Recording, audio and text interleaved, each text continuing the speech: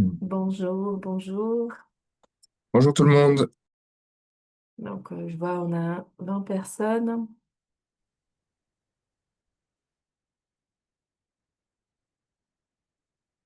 Bonjour à tous. Est-ce que vous nous entendez bien?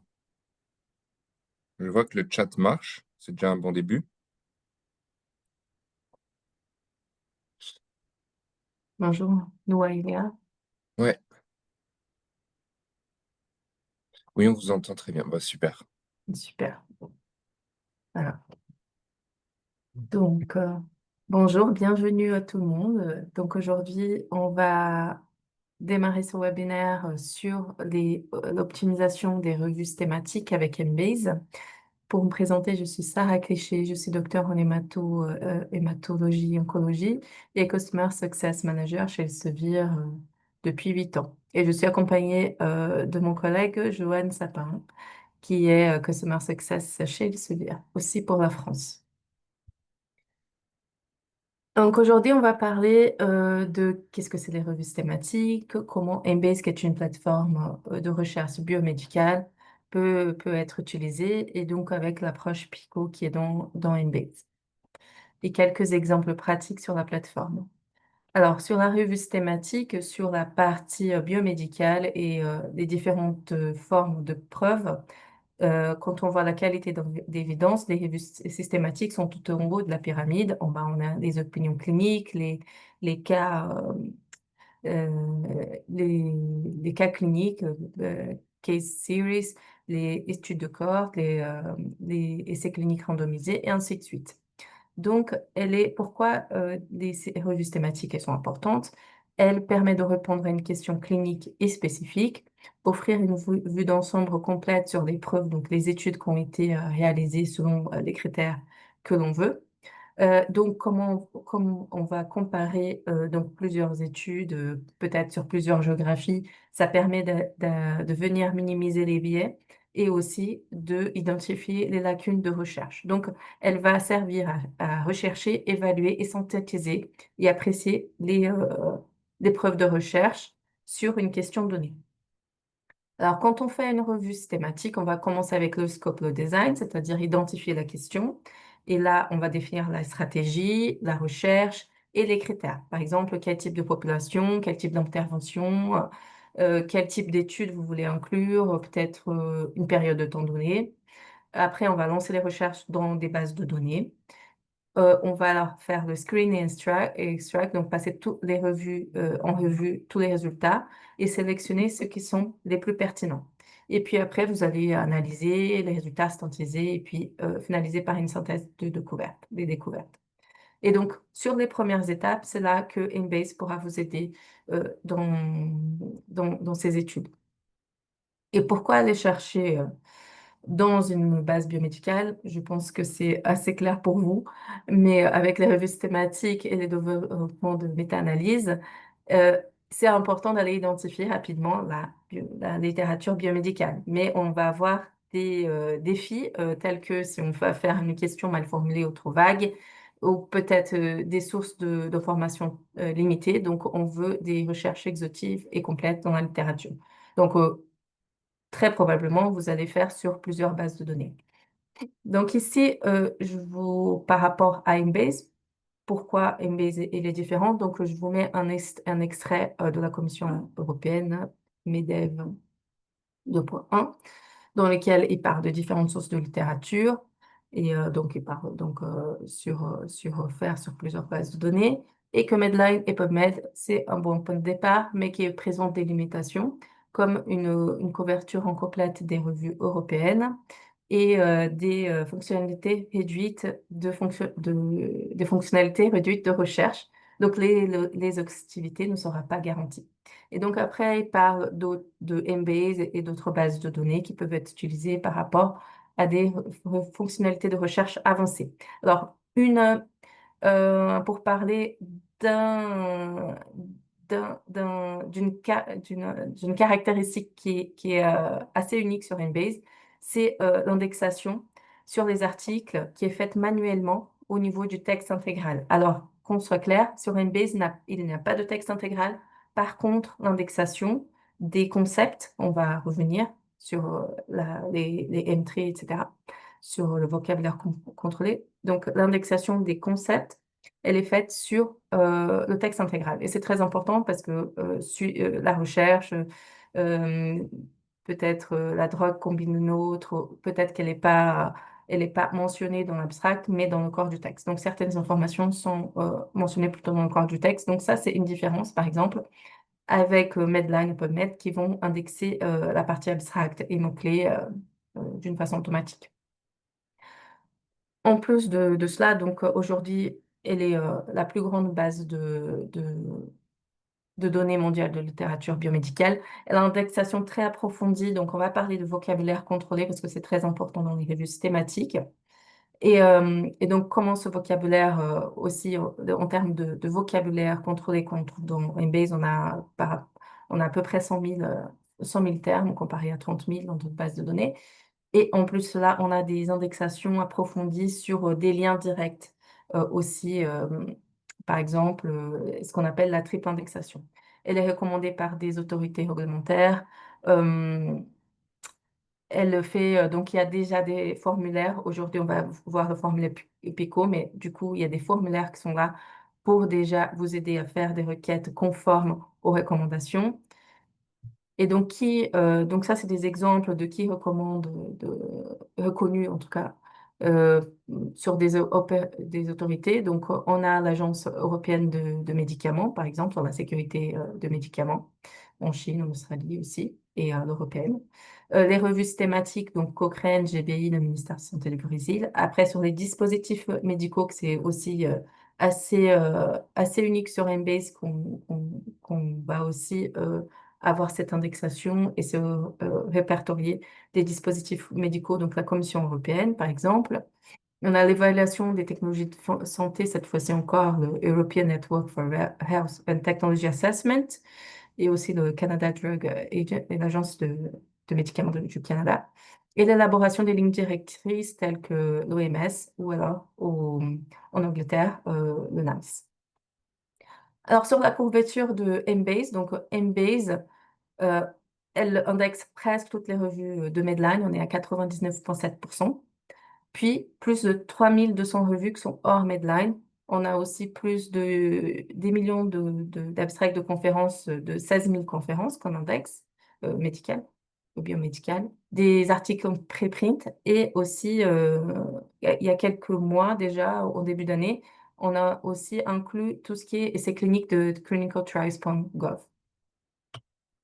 Donc là, par rapport aux chiffres, je ne vais pas rentrer dans les détails, je pense qu'on a eu, et on va parler donc dans l'indexation. Donc, comment ça fonctionne l'indexation? Donc, on prend le texte intégral, et donc il y a une indexation automatique assistée par l'IA avec la taxonomie entry, et donc les articles qui sont repérés avec des termes relatifs, avec une maladie, un médicament, un dispositif, ils vont être après indexés manuellement en texte intégral par les experts. Les articles en cours de publication, par exemple les in-press, les enregistrements en processus, les pré-publications, des résumés de conférences sont ajoutés sans indexation manuelle, donc seulement avec l'indexation automatique. Et donc après, ça permet d'avoir plusieurs vocabulaires contrôlés, donc plusieurs et pourquoi avoir un vocabulaire contrôlé? À quoi ça sert? Donc, le vocabulaire contrôlé utilisé par Embase, on l'appelle M3. Quand on va chercher coronavirus, qu'est-ce qu'on va utiliser comme mot-clé? Est-ce qu'on va utiliser coronavirus, SARS-CoV-2, COVID, COVID-19 disease, coronavirus infection, SARS-CoV-2? Donc, ça, c'est le vocabulaire contrôlé. On va venir donc indexer pour que n'importe quelle forme de, de, de synonyme de COVID-19 soit donc repéré. Et donc, on va avoir ce qu'on appelle un mot-clé, un vocabulaire de préférence qui est utilisé dans Embase. Donc, voilà plusieurs synonymes de COVID-19 ici. Donc, nCoV, etc., etc., on a plein. Et donc, c'est une structure qui est hiérarchique. Donc, par exemple, ici, et peut apparaître à différents niveaux aussi. Par exemple, la maladie d'Alzheimer, elle apparaît dans différents niveaux. Et donc, ça permet, par exemple, quand on va aller soit faire plus de précision dans nos recherches. Par exemple, si je suis intéressée par le COVID-19 en pédiatrie, par exemple, ou par des manifestations de la peau, ça permet d'aller plus en détail. Mais aussi d'aller chercher tout ça dans son ensemble. Par exemple, si je veux plutôt chercher toutes ces hiérarchies qui est en bas, donc c'est ce qu'on appelle exposer un terme. Et donc, ça me permet aussi d'aller chercher tout le reste. Donc, en plus des synonymes du vocabulaire contrôlé à ce niveau-là, j'ai toute une hiérarchie en bas qui permet soit d'aller plus finement ou alors d'aller la chercher plus amplement. Et donc là aussi, vous allez avoir aussi des définitions qui sont tirées du dictionnaire médical d'Orland, entre autres informations quand vous cliquez sur l'entrée. Et le focus, ce sera dispositifs médicaux, maladies, médicaments et procédures. Alors, vous avez pas besoin, quand vous utilisez Embase, de savoir quel est le langage contrôlé qu'on utilise. Donc, vous allez écrire votre mot-clé et on va vous dire dans l'interface quel est le mot-clé préféré de Embase. Donc, quand je commence à taper COVID-19, il me dit que, en fait, pour utiliser, donc je clique ici, Coronavirus Disease 2019. C'est le mot-clé de préférence de Embase. Et là, sur la triple indexation, donc ce que je disais au début, donc l'indexation approfondie, ça permet d'aller venir vraiment. On peut chercher dans Embase infliximab, drug combination, mercaptopurine. Il va me donner certains résultats qui mentionnent ces mots-clés. Maintenant, peut-être que ces mots-clés sont pas. L'article parle de combination de drogue. Est-ce que c'est vraiment infliximab et mercaptopurina? Ça peut être infliximab avec autre chose, ça peut être d'autres drogues. Bref. Donc, ça permet d'aller dans le subheadings quand on va ici et de vraiment faire ce lien direct. Par exemple, on peut aller voir une combinaison de drogue ou alors un effet adverse, euh, une comparaison, une interaction, voilà, des effets adverses par exemple et autres. Et à qui ça s'adresse Embase? Est-ce que ça s'adresse à votre champ de recherche? Donc, depuis les spécialités médicales, la pharmacie, la biotech, les sciences biologiques fondamentales, la pharmacoéconomie, la santé publique, la santé de travail aussi, et Embase aussi couvre les sciences vétérinaires, la dentisterie, les soins infirmiers, les sciences médico-légales, ainsi que la médecine traditionnelle complémentaire intégrative, entre autres. Donc, dans le domaine biomédical, c'est une couverture assez large. Donc, ça, c'est la MBase. Alors, on va parler des revues systématiques. Donc, ça, c'est l'approche PICO. Donc, c'est une des approches c'est l'approche la plus utilisée dans les revues systématiques. Et donc, dans Embase, pour faciliter ça, on va avoir un formulaire pour aider à définir ces revues systématiques. Donc, ça permet de gagner beaucoup de temps. Donc, ça permet de formuler la question et de casser cette question en paramètres. Donc, sur PICO, on a P de patient, problème, population. I d'intervention, C de comparaison, contrôle, si on a. Et O, c'est outcome, donc c'est résultat. On peut avoir des variantes que Embase peut aussi venir euh, inclure aussi. Donc, les types d'études, le cas de contexte ou la période de temps. Il y a d'autres approches pour faire les revues thématiques. Par exemple, il y a le PIO aussi qu'on peut du coup utiliser avec le formulaire PICO. On peut utiliser population. Le E, ça sera donc intervention. On n'inclut pas la comparaison. Le outcome, c'est les résultats. Et donc, vous avez cette revue, cet article où il parle des différentes approches. PICO, reste celle qui est très largement utilisée. Donc, dans Embase, vous avez ce formulaire PICO. Donc, ça permet de venir utiliser la population, intervention, comparaison, résultat. Et puis, il y a aussi le step design qui est inclus. Et on peut aussi limiter après sur une période de temps et autres. Donc, je vais vous montrer ça ici, donc sur la plateforme. Je pense que est-ce que vous voyez encore la plateforme, mon écran? Oui, Ouais, c'est bon. Donc, quand vous avez sur Embase, vous avez le Quick Search. Donc, ça permet d'utiliser des, des termes.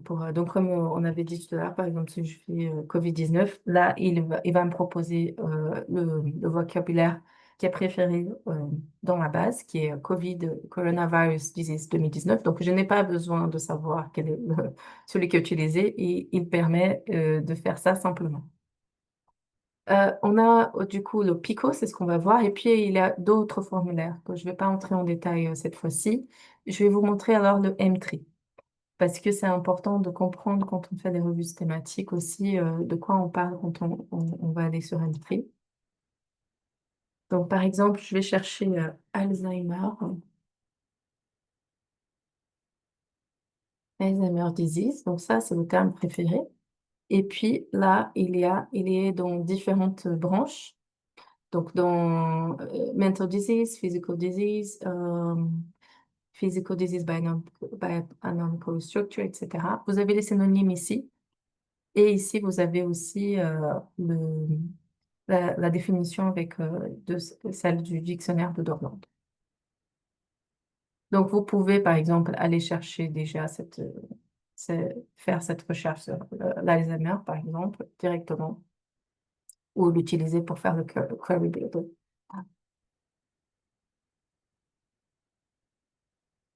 Donc, on va passer sur le Pico. Donc, je vais reset et je vais prendre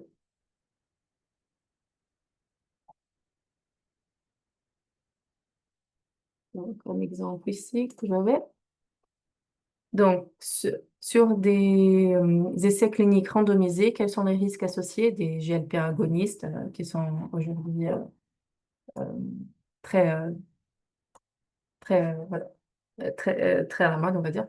On parle beaucoup de Mounjaro, de Victoza, de Wegovy, les Ozempic, par exemple, qui ont été identifiés euh, dans les patients obèses comparés à des contrôles. Donc, si on casse cette question dans le formulaire PICO, on va avoir donc P, obese patient, GLP agonist, c'est le contrôle, et O de risque. Donc, si je traduis ça ici sur Embase, donc si je vais dans obese patient, donc on est là, et donc je vais mettre les synonymes ici aussi qu'il a repéré. D'ailleurs, le formulaire, il est par défaut en explosion. C'est-à-dire ici, dans Obese Patient, vous avez le même truc qui apparaît à côté. En bas, il y a Metabolical Health Obese, Metabolical Health Obese. Donc là, j'inclus les deux termes. Donc ça explose par rapport à tout ce qui est en bas de l'hiérarchie. Si vous voulez pas d'explosion, vous pouvez dire que vous voulez que le terme indexé et pas chercher les sous-formes. Euh, il y a le major focus et on peut exposer avec major focus aussi. C'est-à-dire quand il y a l'indexation manuelle, il y a deux ou trois mots-clés qui sont indexés comme major focus et les autres comme mots-clés. Au lieu d'appliquer ça à tout le formulaire, on peut aussi appliquer ici à une partie de la requête. Je vais laisser comme ça. Donc, c'est des GLP1, GLP1 agonistes. J'aurais pu faire comparaison d'une drogue avec une autre drogue, par exemple Mounjaro avec Ozempic, par exemple. Donc, je additionne les 11 synonymes qu'il a aussi répertoriés, donc GLP1 agoniste, GLP1 récepteur agoniste, etc., etc. Donc là, la comparaison, c'était le contrôle. J'aurais pu aussi inclure le placebo. C'était dans ma question, par exemple, je vais inclure le placebo dans cette question. Et le risque. Donc, ici, le risque. Et donc là, sur M3, vous avez tout ce qui englobe le risque, donc que ce soit cardiovasculaire, environnemental, bon, il y a plein de risques. Là, je mets risque tout simplement. J'aurais pu mettre ici déjà Randomized Control Trials et en bas, j'ai des publications. Est-ce que je veux limiter à une certaine période de temps? Je vais le faire après, la sélection de Randomized Control Trials, mais depuis ici, vous pouvez le faire déjà.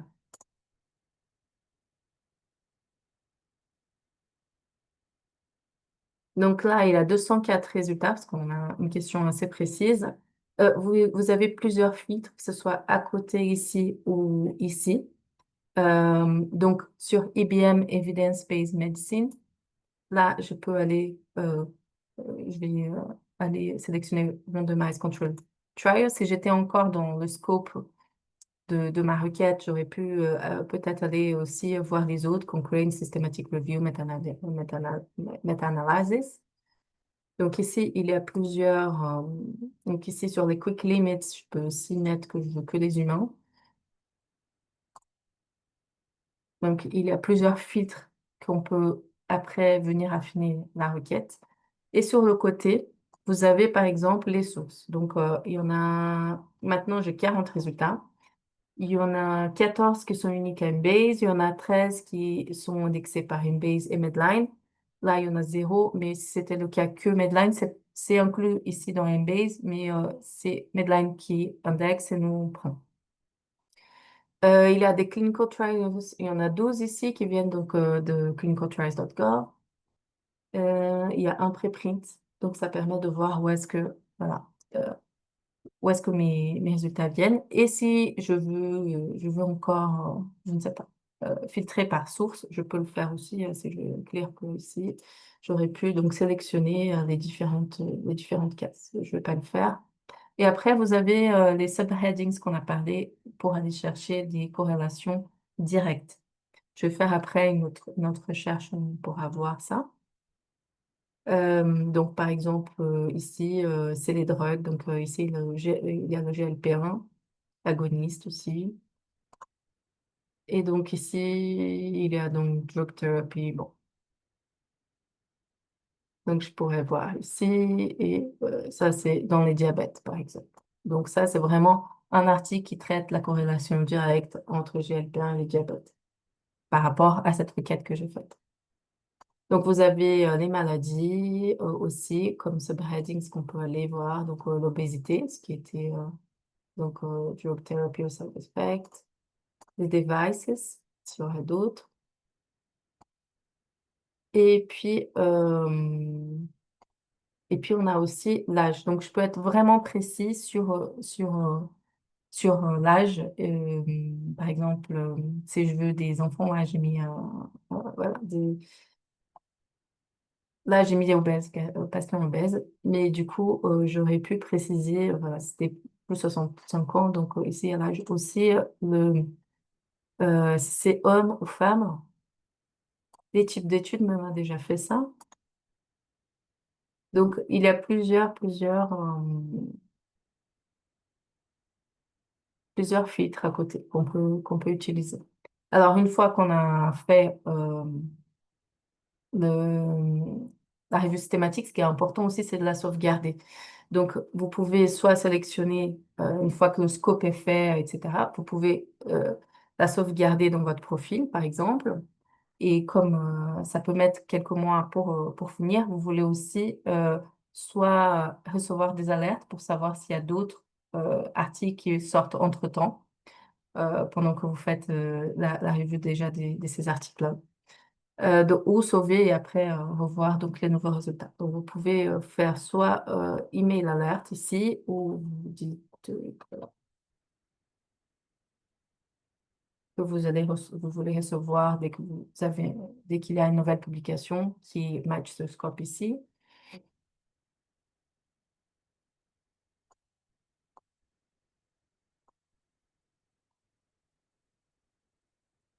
Ou alors j'aurais pu la sauvegarder aussi.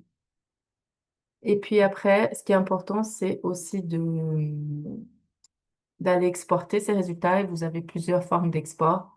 Vous avez le format RIS, vous pouvez aussi choisir le CSV avec les champs que vous voulez pour exporter euh, les études sélectionnées selon votre scope. Alors, si je regarde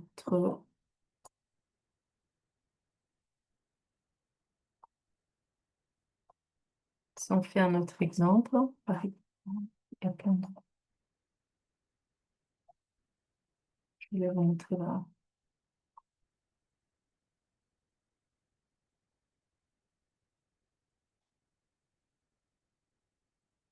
Par exemple, celui-là, c'est en anglais, comme ça c'est c'est un peu plus simple. In school, les enfants en âge scolaire, quel est l'effet de l'activité physique dans le programme dans la réduction de l'incidence de l'obésité infantile, comparé quand il n'y a pas d'intervention pendant une année? Donc là, le school age children, c'est la population. L'activité physique, c'est l'intervention. On a le childhood obesity comme résultat, donc comme outcome. Et comparé sans intervention, donc la comparaison est 1 year, donc le T. Donc sur le PICO, on va reset. Là, je vais mettre child et on va aller regarder le school,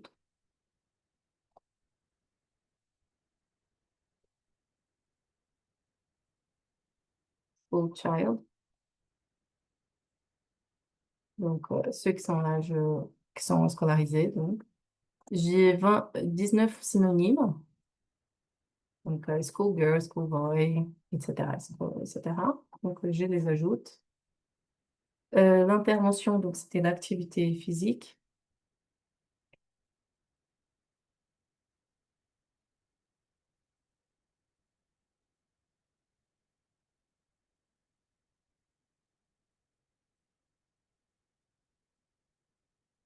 Donc, ici, je prends celle-là.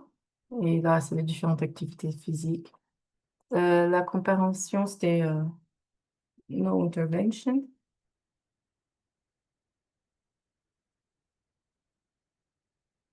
On va mettre contrôle. Et le risque, c'était l'obésité.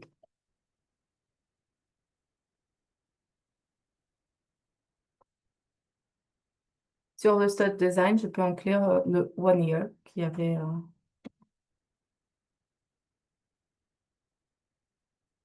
Non, juste comme ça. Là, j'ai 4 résultats, donc je vais enlever ça. Non, faut pas. Pour aller la rechercher. Donc ici, j'ai l'impact des sports en nutrition et le BMI pour School Children, la prévalence, etc. Maintenant, je vais mettre les 1 year pour voir les 4 résultats. Texte.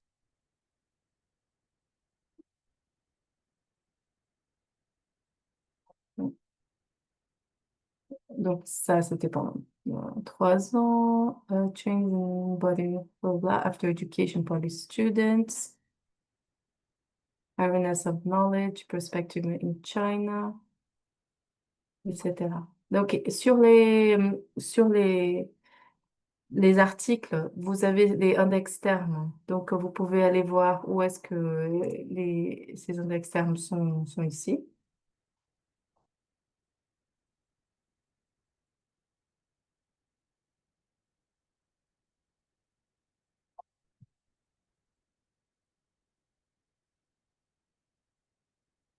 Et sur le document, vous avez plus d'informations, bien sûr, sur le document.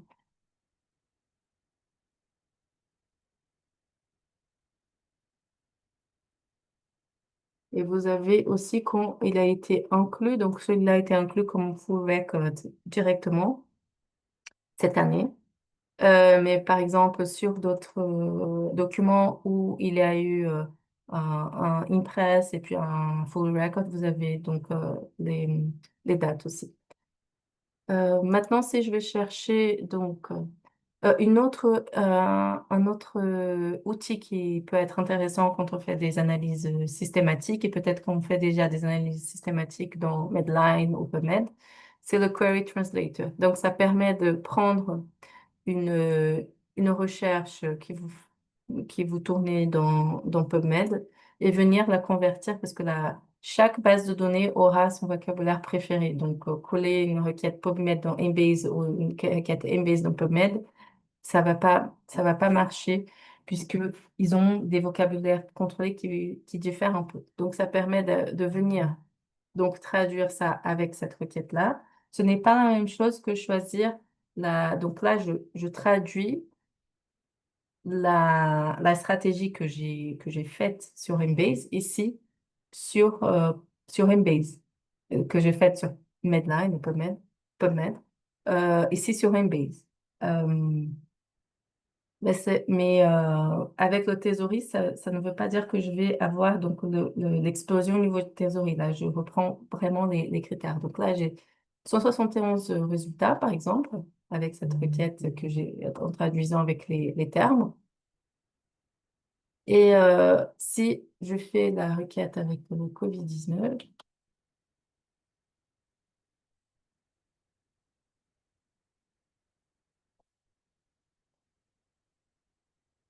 donc en utilisant le terme préféré, donc ça c'est le terme préféré de la base de données, là il y a 499, il y a près 500 000 résultats. Donc après on pourrait, pour comprendre, parce que là c'est coronavirus, c'est explosé, etc., dans cette hiérarchie, pour comprendre la différence, on aurait pu faire de requêtes pour combiner les deux. Donc ça c'est la requête 14. Quels sont les résultats de la requête 14 qui ne sont pas inclus dans ma requête 13, qui était la requête de traduction de métal. Donc, on pourrait faire ça en faisant 14, 14 notes la requête 13. Donc, pour comprendre cela. Donc, pour avoir les 360 000 résultats et voir si la requête avec le terme préféré peut-être qui fait plus de sens dans Embase. Alors, pour vous montrer un exemple avec les tuple link, par exemple, je pourrais voir la, la combinaison des drogues de cytarabine avec indarubicine. Donc, j'aurais pu faire cytarabine, on peut faire ça, drug combination,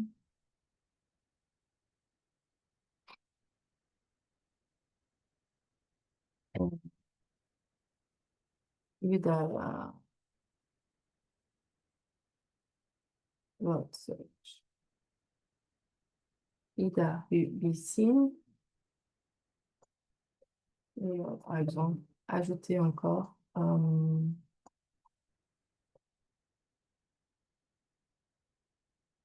combination.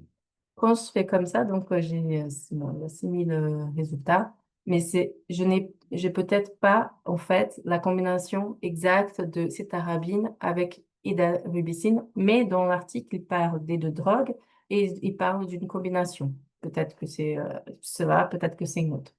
Alors, comment faire pour que ça soit plus précis? Donc, je peux commencer avec juste cytarabine. Et puis, dans les drogues, ici, je vais chercher cytarabine ici. Et là, je vais chercher drug combination et I, A, U, I. Et là, j'ai idarubicine, qui est le nom commun. Après, j'ai un avec un I, et idarubidine. Peut-être que c'était pas écrit correctement. Bon, je ne vais pas l'inclure pour le moment. Et là, j'ai vraiment les articles qui traitent de cette question, c'est-à-dire la combinaison de ces drogues-là euh, et spécifiquement. Et je pense qu'on avait à peu près 6000 et quelques résultats. Et là, on a 2900 résultats qui sont plus ciblés et plus pertinents par rapport à cette question.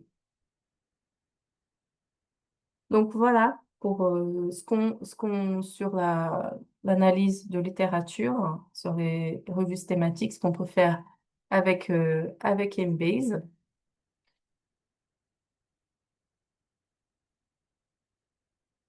Ici, donc aujourd'hui, c'était vraiment par rapport au formulaire PICO, par rapport aux revues systématiques.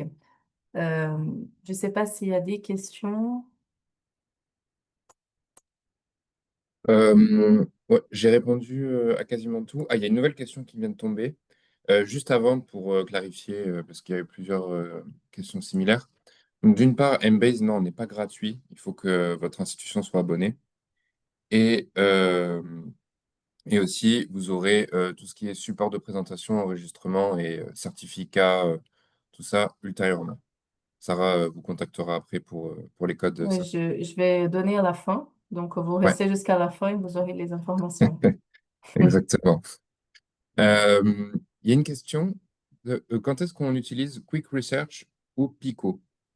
Est-ce que l'un est plus précis ou plus efficace que l'autre? Donc, Pico permet vraiment de vous aider à définir une question précise dans une revue thématique. Donc, le formulaire Pico, c'est un gain de temps. Euh, les gens qui font les revues thématiques, c'est parfois des lignes et des lignes pour pouvoir aller prendre les termes et les synonymes, etc., etc. Donc, ça, c'est un gain de temps. Donc, si vous avez une question précise, euh, vous pouvez utiliser le Pico pour être déjà avec euh, cette approche. Maintenant, le Quick Search, c'est pour, euh, pour apprécier, peut-être vous êtes encore dans le scope de votre étude, vous pouvez faire aussi avec le Pico, peut-être pas en utilisant tous les champs, mais vous pouvez aussi le faire avec Quick Search. Donc, là, il n'y a pas de, comment dire, de, de, de structure. Vous êtes libre de choisir votre structure, donc ça permet d'être plus libre. C'est sûr que si vous mettez un ou deux mots-clés, vous allez être très large, mais ça peut permettre de faire un, comme j'ai dit au début, euh, si vous êtes encore à la partie du scope et vous êtes encore en train de naviguer, ça peut être intéressant. Après, si vous voulez plus de flexibilité, parce que vous avez vu la Sample Search, mais quand j'ai additionné, je peux aussi filtrer sur pas mal de critères. Donc, le Quick Search peut être précis aussi, sachant si on sait ce qu'on veut chercher dedans. Donc ça, c'est deux types de formes différentes. Donc, souvent, on commence avec une recherche très simple dans Quick Search euh, voilà, sur une maladie, sur une question, voilà, sur voilà, ce que vous cherchez. Si vous avez déjà une question très précise, vous pouvez aller déjà sur Pico ou alors vous pouvez aussi utiliser le Quick Search avec les feeds pour aller après filtrer, aller aller affiner cette question de plus en plus. Donc, deux choix différents. Maintenant, pour les revues thématiques, le Pico, c'est ce que est le plus utilisé dans ce cas-là. Alors, il y a un module qui est sorti aussi il n'y a pas longtemps, que c'est le Embase AI. Et là, c'est un module qui est optionnel, donc peut-être que pour ceux qui ont Embase, non, d'autres n'ont pas. Et donc, ça permet soit, par exemple, j'ai posé la question telle qu'elle en Embase, mais je peux faire aussi une question en langage naturel et il n'y a pas de souci. Donc, je peux mettre sur ma requête. euh, Ici, il va donc me faire un résumé pour l'écrire. Donc, sur la question, en fait, en reprenant les termes. Soit je peux faire donc sur langage naturel, ici j'ai fait en français et donc il m'a répondu en français. Donc, ça permet de aussi naviguer voilà, sur des questions, avoir des réponses et on peut interagir avec ces questions et donc on peut après demander pour qu'il définisse, il aille voilà, se concentrer sur une partie, etc. Alors, quand vous faites la question, c'est peut-être parce que dans la réponse, vous n'avez pas toutes les sources, mais on peut voir ça euh, pour voir exactement ce que ça s'affiche chez vous. Euh, mais peut-être que la question n'a pas toutes les sources ici. Et ça permet aussi de voir le scope entre la question qu'on pose et les différentes bases de données qui sont incluses dans Embase. Et pour certaines études, peut-être ça fait sens d'aller cibler une partie de ces bases. Par exemple, si vous faites déjà une étude sur Medline, je ne sais pas, peut-être que vous ne voulez pas l'inclure pour pas avoir de doublons. Ou en même temps, ça permet aussi, comme la méthode de recherche un petit peu différente, d'aller piocher d'autres.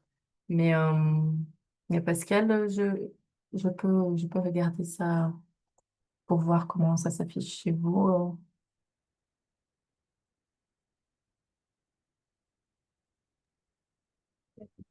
Petite précision là-dessus, n'hésitez pas à lever la main si vous voulez directement parler avec nous. Si par exemple, Pascal, vous voulez rajouter des éléments, n'hésitez pas à lever la main, on vous donne la parole.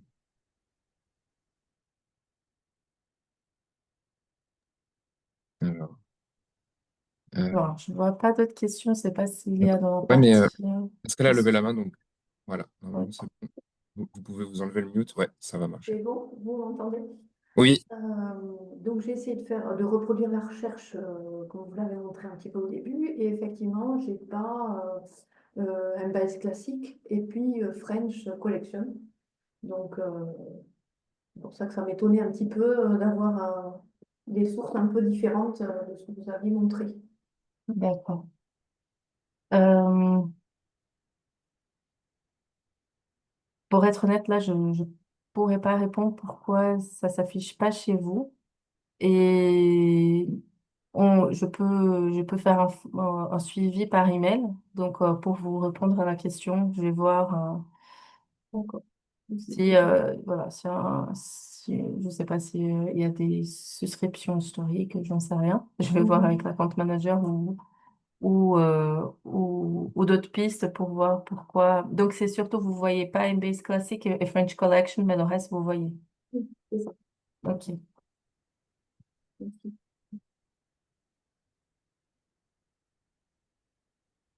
Donc, je vous contacterai par mail.